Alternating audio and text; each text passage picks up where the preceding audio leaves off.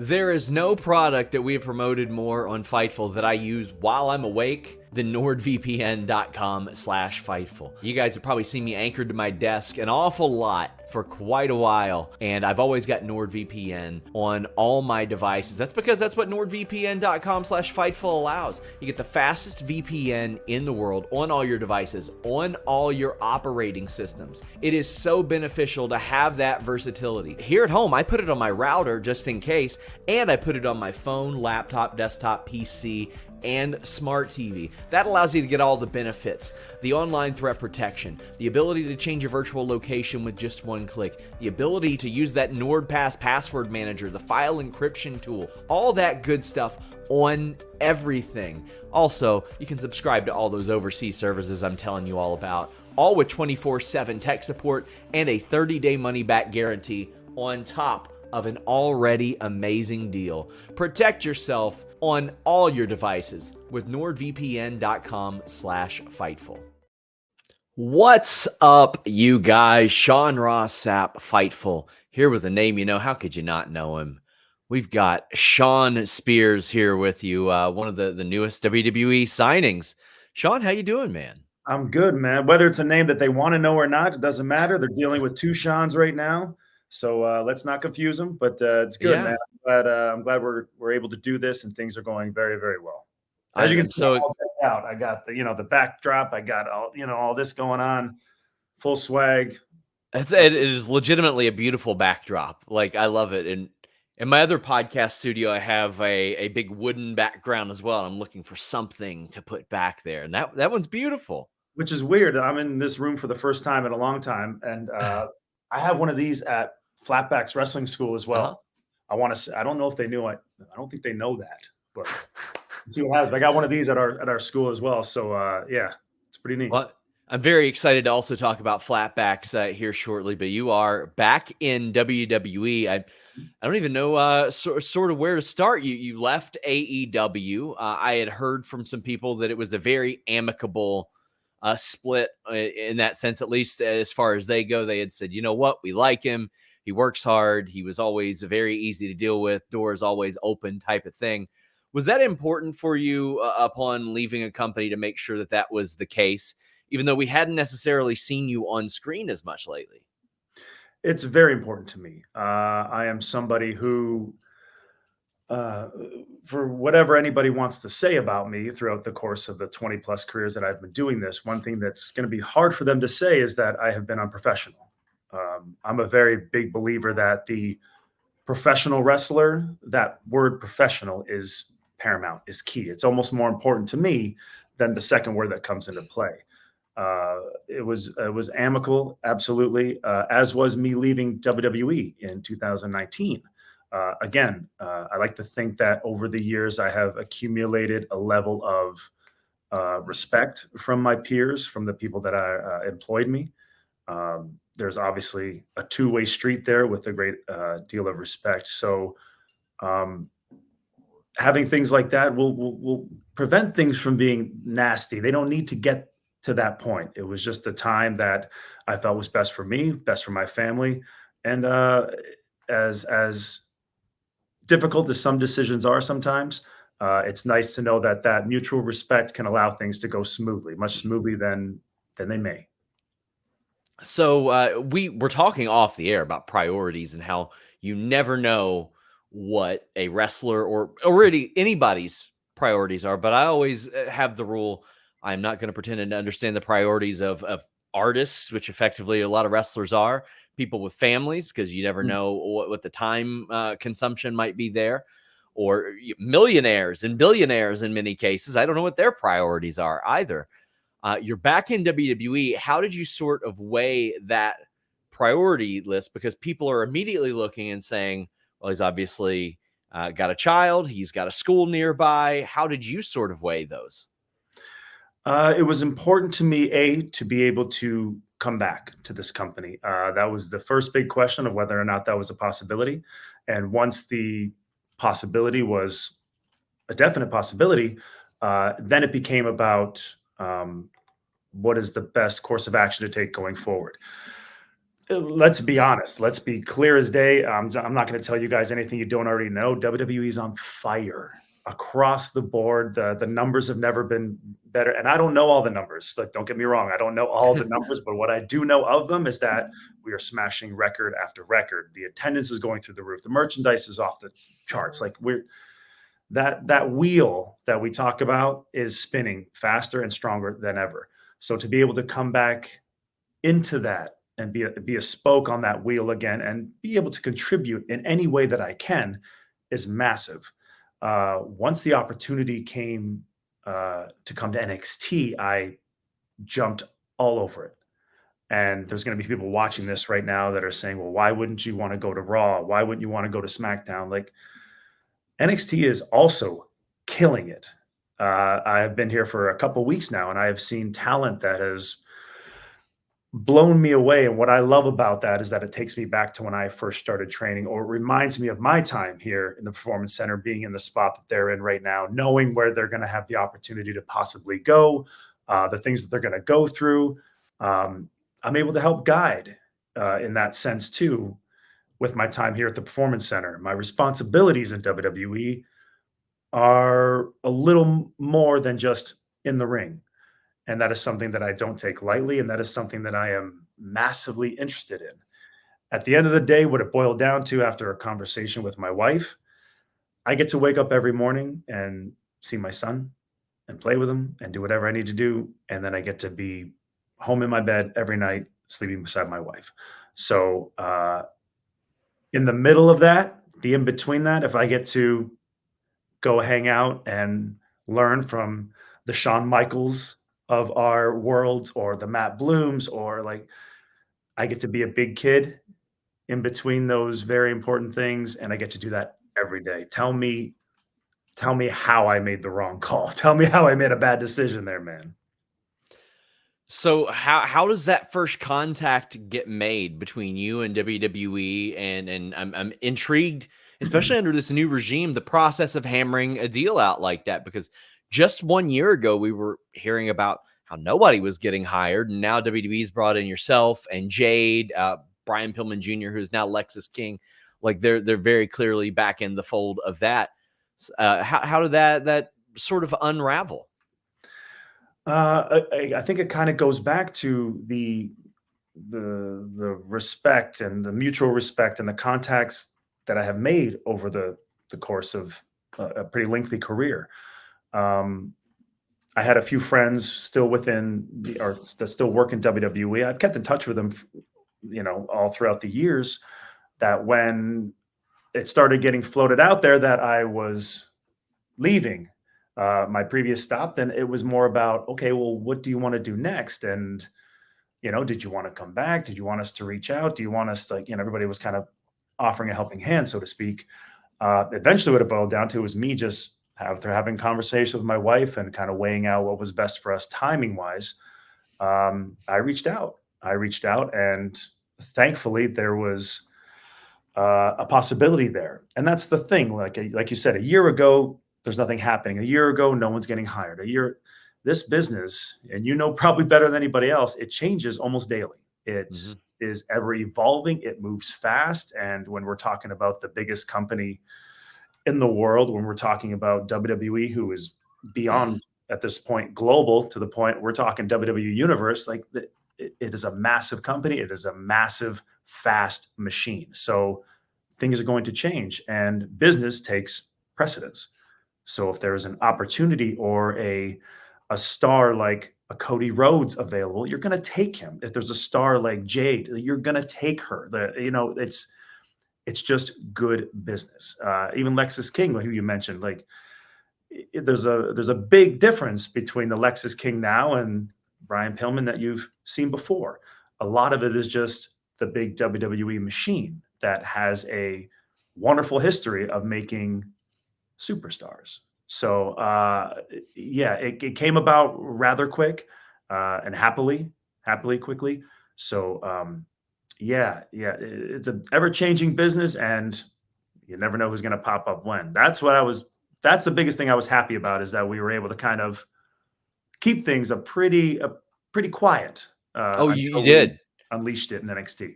Yeah, let's go ahead and talk about that. You did keep it very quiet. Like I Mhm. had people in WWE, maybe the first week of January, that were like, "Well, of course we'd love to do business with him. He's great. He's nearby.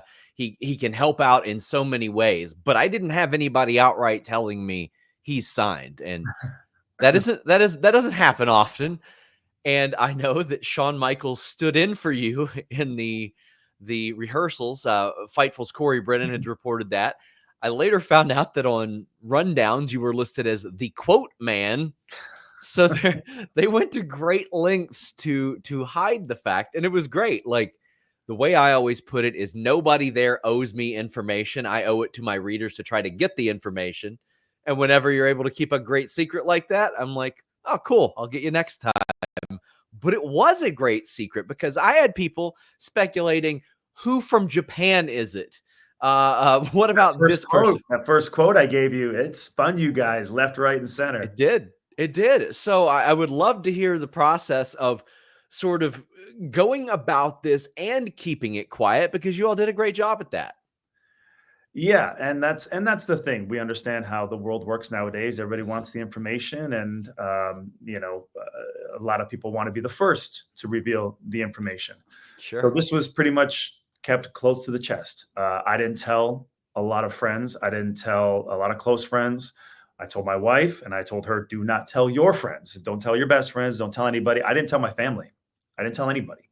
The main people that knew, was Hunter, Shawn, his team here, and that was pretty much it. A lot of the coaching staff had no idea. The talent had zero idea. I was kept in a room for the majority of the day.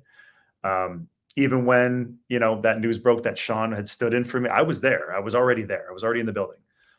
It was just a matter of keeping things as tight-lipped as possible, because you know I get excited too. I get excited when someone shows up out of the blue. I get excited when, oh, this is going to happen. And then they throw me a curveball and I go, oh, I didn't see that coming. Like, Yeah. I love that feeling.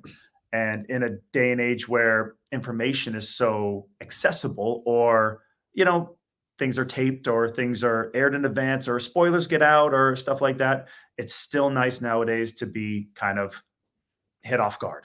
So that was our goal. And, kudos to Shawn Michaels, Matt Bloom, Johnny Russo, who's the lead writer here in NXT, set that setting, that debut setting up to a masterpiece T. And to be a part of that and to kind of feel that moment, it was a home run in terms of, there he is. He's back. So shout out to those guys. Obviously, wonderful minds, but big shout out for being able to keep it as quiet as long as they did, because it was It was probably a about, very oh god, for at least 4 weeks we were able to keep things quiet. It was a very great surprise too. Now, because of you actively being a trainer, your level of experience, and not just as a trainer, but in WWE and NXT and AEW, there are a lot of people that were immediately saying, "Okay, well, is he going to be in a player coach role?" I don't know if we've got that in like an official capacity or announced or anything. Is that what you're doing? I know that Tyler has occasionally filled in at the PC here and there. Mhm.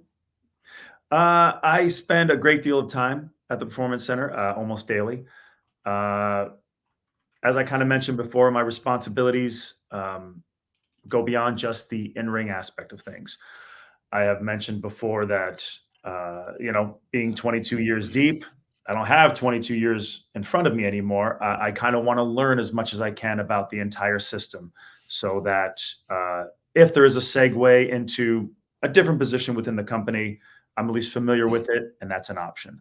But I do enjoy working with young talent. I love teaching. I love being able to pass on whatever knowledge I have, um, at any level. So the thing with my career, just being completely transparent, is that it hasn't just been a skyrocketing, uh, uh, way. It's been kind of peaks and valleys. So I find that to be an asset when it comes to young talent, because the majority of young talent are going to have to go through those peaks and valleys, and being able to navigate those valleys, it can be difficult at times. So the good news is that I have been there on multiple occasions. I'm very comfortable in those positions, but I'm also able to provide some insight on how to kind of, keep a level head and keep your eye on the prize. So if that can kind of span into more of a solidified coaching side of things, wonderful. If I am able to help out in the production side of things here in NXT, wonderful. I'm basically here to contribute in WWE at any level. So, but having said that, I am still active in the ring, and there are still some things I feel I need to complete. I feel that in my previous time here, I felt I should have hit a certain level, and I didn't. And I think this is the opportunity now to get to that level and get the thing that I should have had back then. So, kind of a, yeah. Let's talk about one of those things that did happen back then, because one of my favorite live in-person wrestling moments was Royal Rumble 2017. That is, I was there in the crowd. I was in floor seats, couldn't see anything, but I could hear everything. And as number 10 starts to count down, there was not a 10, 9, 8. There was a 10, 10, 10. It wasn't announced, but how did it feel being in Gorilla, hearing the anticipation for you, who at the time was not main roster or anything like that, and then the adoration, the overwhelming like positivity that emanated from that? Because I mean, it was quite frankly what everybody there wanted, and it paid off, and it was because of you. So that is, that goes down as one of my fondest memories. And that's a lot of people's, like you're saying, just a fond memory of that era or the Perfect 10 era. Man, it's still every year it pops up in my timeline right around Royal Rumble time. I start getting tagged and things like that. So it's always good to see because I'm able to look back on that. And I don't necessarily, the reaction plays a big part. It's very important to me, and it's wonderfully appreciated. But at the same time, I think about how I got to that moment. Like I said, the peaks and valleys that kind of led up to that. I think the biggest thing to me about that night, and I don't know if I've said this, I might have said it publicly on one other person's podcast, was that as the countdown was starting in Gorilla, a lot of my peers were in Gorilla with me. So a lot of people that I had worked with over the years, a lot of people that have kind of seen or at least heard about my story and my kind of rocky road up until this point. And as it was counting down, they all started clapping for me before I went out. So I get a little choked up about it now because it was just a more of a solidified confirmation that you got here, man. Like, enjoy the moment. Like, everything was for this, and it was 100% worth it. So, one of my fondest memories in my career, but more, the camaraderie and the validation from my peers that night was what I'll carry with me for the rest of my life. Was there ever any discussion or consideration to doing that again this year? Because, like, as people were talking about surprise Rumble entrance, I was like, man, I would love to see him back there at number 10. I've never been more disappointed to see Carlito. No disrespect to him, but I love me some Carlito too. All I will say is that I shot my shot. I shot okay, my shot. I just don't think I got it in early enough. I think I was too sure. late. So, but I did shoot my shot. I tried. I guess that's the difference in this regime. They do get things done a little bit sooner. All I can do is, hey, how about this? And then I let the rest. I let it go. I let the rest play out as it can. I think I was a little late to the party. So you never know. You never. Yeah. That's what they tell you, right? You never know. I want to talk a little bit about Flatbacks because you mentioned how you've been wrestling for 22 years. We've interviewed Emily J a number of times, who was not yet born when you started to wrestle. You and Tyler Breeze had a hand in training her, and so many others at Flatbacks. We saw her on Ring of Honor a few weeks ago as well. She spoke about how she said one of the things that she likes most about you guys is even after they finish the basic training of that, you're very honest. and you're like, this doesn't look good. This does look good. This is what you should focus on, etc. How is that for you when you see someone that you have had a hand in starting their career and make their first appearance on TV or get a big booking or anything like that? It's you feel like a proud papa, so to speak, and I mean that in every sense of the word, whether they're male talent or female, like Colton Gunn. We trained him too from scratch. So every time I see him on TV or being highlighted in a specific way, I'm very like, oh, man, you're a proud, Insane levels of improvement you're with those proud papa. guys. Unreal. Yeah.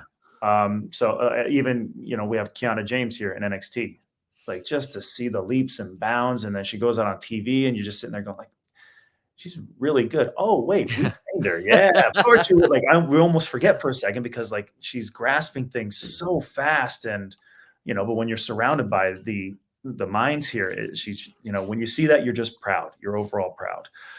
When it comes to being honest with talent, like we tell them on day one that, like, look, we don't just save it to the last day of evaluations. You hear what we're going to tell you in evaluations all throughout, because if you don't, how are you supposed to correct anything that could be corrected or needs to be corrected? The other thing that we emphasize there at Flatbacks, and it's just a belief of mine as well, is that things need to look good, because people are paying money to watch this, and we have to give credibility, to them as a viewing audience, and to the people who have done this and paved the way for us for all these years, that allowing us the opportunity to go out and continue moving this industry forward. We owe it to them to make sure that everything we do matters and everything we do looks good and everything we do is professional. And it's just trying to instill that mindset in young, impressionable minds going forward. So, they're there with us for 8 weeks and then they're kind of off into the world. Hopefully they carry that level of professionalism, that work ethic to make sure things look good and to keep applying and to keep practicing and all that kind of stuff. So it is an honesty thing, but it's also, there's a lot more behind it than just saying, that doesn't look good. Here's why it doesn't look good. And here's why it's important that it should. So it's more that kind of thing. Me and Breeze like to break things down almost as much as we possibly can, because people retain information differently. Actually had a friend in Orlando and she said, me and my boyfriend want to get into wrestling. Where do we go? And I'm like, Flatbacks. It's right there. You're right. You're right. We're not far. There was a lot made of Shawn Spears versus Tyler Dillinger. How do you decide on that name? Was that even brought up, or was it pretty well just like, no, I want to be Shawn Spears? Cool. We'll do that then. It was discussed. Preference wise, I was asked, hey, what would you prefer? I immediately felt that Shawn Spears was the best way to go. And then speaking with Shawn Michaels, he enjoyed the presentation of Shawn Spears. He enjoyed kind of what I brought to the table in that aspect. And he said, well, how can we make this work? And we were able to kind of filter it up the ladder a little bit, and we were able to make it all work. The good news is I have the rights to the majority of everything that I present, whether that be name, music, logos. I have the rights to all of that. So I presented it as all possibilities, and luckily enough and thankfully enough, we were able to kind of keep the same concept of what I was working with. And now it was just about adding in a few more elements and trying to, compound the character that I've already been trying to filter out. I'm a big character guy. I love characters. So like I grew up on the Rick Martells and the Rick Rudes and the Mr. Perfect. I love that stuff. So I will always be a character-based driven professional wrestler. So I love the entrances. That's something I stole from Triple H. Go back and watch all his entrances from WrestleManias. They're all awesome. They're all little movies. Like I tell a lot of young talent, it's the only time that everybody's looking at you. So why not put all the effort you can into that entrance? So I'm always going to look for that entertainment aspect and all of that. So yeah, I get long-winded and I get excited when we start talking, but hopefully that kind of answers your question a little bit. I mean, one of my favorite things, one of my favorite things about your entrance is that Josiah theme that you had. My God. Banger, right? Oh my God, I get pumped up. It made my workout playlist. Like, Yeah, how can you man. not get pumped up listening to that song? What a talent he is. Like, and A very creative guy. wonderful guy too. And that was I was about to say. More importantly, the guy's a sweetheart, a sweetheart of a man, incredibly, terribly gifted to the point where he's able to knock those out, not just for me, but for various people. So Yes. shout out to my man Josiah. And I tried, but there are certain things where they got to change some things up here. They got to switch some Sure. things up. But I mean, that's something that you also retain the rights to as well. Hey, dude, it still plays in my playlist. I still got that rocking every now and then, and I'm probably not going to let it go anytime soon. So obviously, before you came back to WWE, your schedule had been reduced somewhat. Was that something that you were in favor of, considering again maybe your priorities had shifted or changed, or any number of those? I noticed that you had started to work indies a little bit more as well. But what went into that, or did anything go into that? The schedule changed a little, well, a lot actually, only because things again were um, moving quick over there, and it seemed like I couldn't find a spot, so to speak. So I'm somebody who likes to keep going, keep moving, out of sight, out of mind, kind of thing. So if I wasn't going to be able to find a spot here, I'm going to see if I can go work an independent over here. Like I was doing select ones. I wasn't trying to Mhm. go crazy every weekend and be away from my family. But and that's a luxury that I have been able to afford after 22 years of service. But it was just about more wrestling in certain places and wrestling certain talents and still going out there and just having some fun. At the end of the day, like that's what this is supposed to be. It's fun. So that was it got my wife got pretty used to the schedule. She's like, "Wow, you're here all the time." Like, and I'm itching to like get to work, and I'm like, "Oh, I want to get out there more, but I don't want to take too much time away from my family." So now that I am here and I'm in town, I am working every day and I am performing in NXT every Tuesday night and stuff like that. But I'm still home, and now it's just about finding the perfect balance, right? Which will come in time. So luckily, the schedule has always ended up working out in my favor for whatever reason it is, and a lot of it is out of my hands. It just, man, I would like to be in a position where I can see my family a lot more and still, have my foot in a wrestling ring somewhere. And here we are. It ended up working out. So I will say though that in a perfect world, and this is me hoping that this is the last stop. This is it. This is regardless of my in-ring future here or whatnot. This is I can confidently say that I will finish my career here in WWE. Okay. You mentioned your wife. Do you think she would ever be interested in doing performance center work? It's very clearly an environment that she is familiar with. It's nearby. She has a wealth of experience already Yes.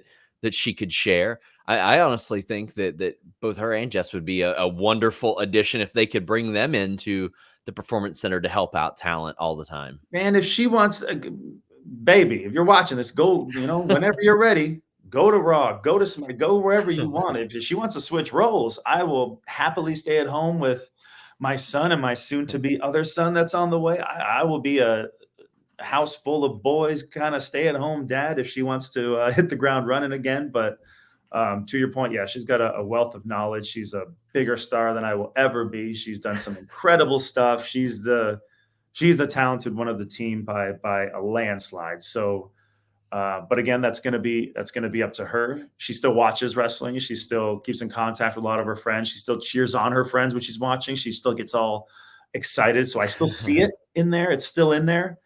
But she's also very pregnant and very angry. So I just kind of, hopefully we'll get there. We'll get there in time, but we'll get through this pregnancy part first. Few more things I wanted to ask you about before we wrapped up. Yeah. Toronto is like a second home to me. That's where Fightful was born and based out of. I was there when you had your homecoming in AEW. Such a cool moment to see. You had been off TV for quite a while. How does the process? Is that October? October, you're I talking believe so. Yes. about? Okay. Yes. Yeah.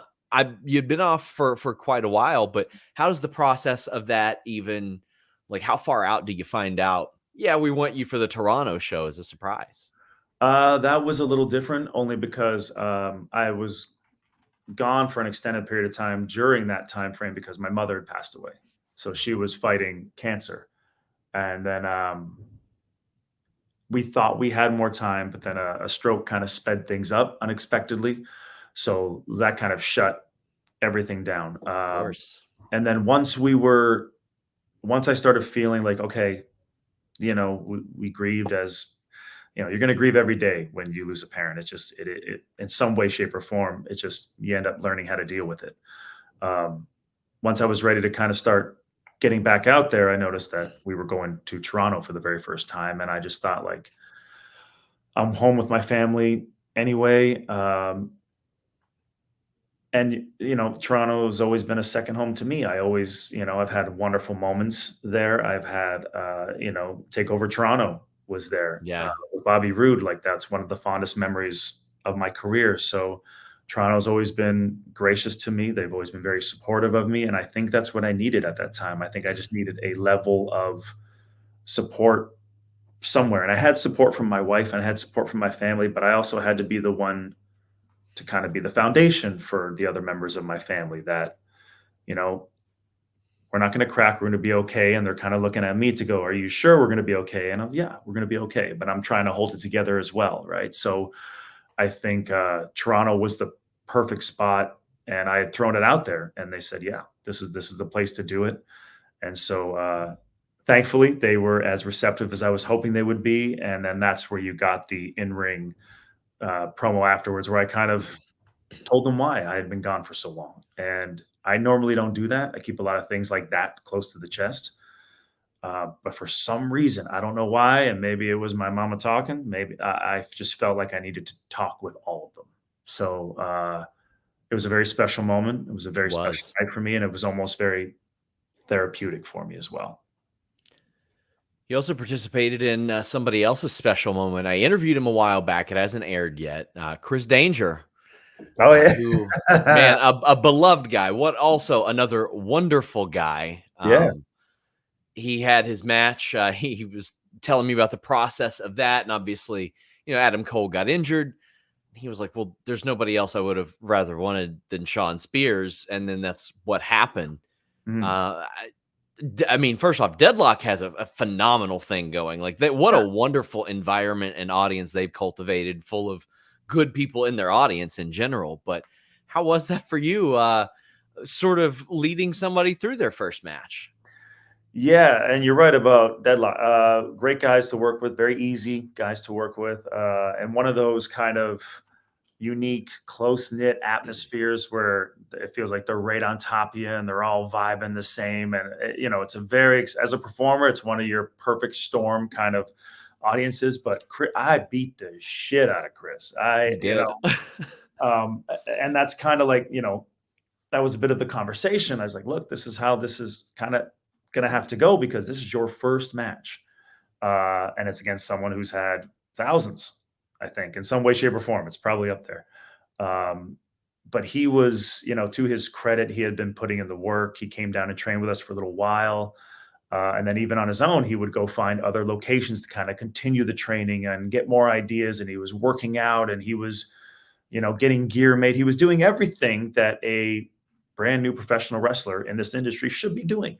And he was asking the right questions, and he was just doing everything right. And he was obviously promoting himself very well through his YouTube and everything like that. So when Adam did get hurt, the question, hey, would you be interested in doing this? It's like, absolutely. Like Adam Cole has those are big shoes. Those are big shoes to fill. But I am not going to, I got my own pair that I don't mind throwing right up there alongside his. So yeah, and what a perfect storm of an evening it was. I'm assuming you watched the match? I did. So, and your thoughts or what it was, but I thought for what we presented that night and for how for the circumstances that arose during that match too, I thought he was, he had a hell of a showing. Yes, he I did. hope he's as proud of it as I am of him. because he was pretty much challenged in almost every single way someone can be challenged in that match, and he pulled through with flying colors. As we wrap up, the last thing I want to ask you, I like to pull out a random match from like way, way, way back in people's past. And I found one that you were in. It was a 6-way on July 15th, 2005. Do you have any idea what I'm talking about? I thought you were going to pull a match out randomly that you wanted me to talk about. Like, I thought it was one of those. Oh, it will be. I mean, I'm sure. Hopefully, I interview you many times so we can do this. But included in this match, a 20-minute 6-way match, is Ballpark Brawl in Buffalo. A fellow by the name of Mastiff, who I'm not as familiar with, but also he was a Buffalo guy. Yeah, Chris Sabin, Jay Lethal, Petey Williams, Roderick Strong, and Shawn Spears. Yeah. I remember this. That scramble. What a psychotic lineup for 2005 to hit like that when you book 6 guys in a 6-way. When that happens and you have a match with that many ingredients that are, most of them are still involved in wrestling in some capacity. Petey's a producer now. Roderick Strong is a champion. Jay Lethal's all over TV. Chris Sabin's a champion. Like, when you're in there, are you like, yeah, we're all pretty good. We're all probably going to go somewhere. I remember, now that you've brought it up, I remember I don't remember the details of the match exactly, but I remember the match you are speaking of. Back then, no, I did not think that one bit. I think I was probably flipping out and scared to death because I think I started I only had about 3 years under my belt of experience, and I knew who these other guys were. I knew like who Roddy was, and I knew who, I knew who was who, but I also hadn't had much experience, and I didn't dip into the States at all. So what I did know is that I was in there with guys that are good, and to their credit, they took care of me. I think they knew. They might have asked me, and I said, "How long you been working?" I was like, "I got like 3 years under my belt." How many matches is that? I don't know, maybe 25 matches a year, maybe. Like, just, it's not a lot. And to their credit, they were very cool. No problem. You got any ideas? And they'll mix and match, and they'll just make sure that things come out okay, and that I come out looking okay. So, and I'm pretty sure that's exactly how it went, because I don't have any negative thoughts about anybody or that match in itself. If I did, I would tell you, because I don't care. But no, those guys, hats off to those guys, because they're just great dudes. But yeah, what a lineup of guys. So to be thrown in the fire with that, you either have to kind of step up or you kind of just sink. I don't know. I like to think that I stepped up in some way, shape, or form. At least I did, learning wise.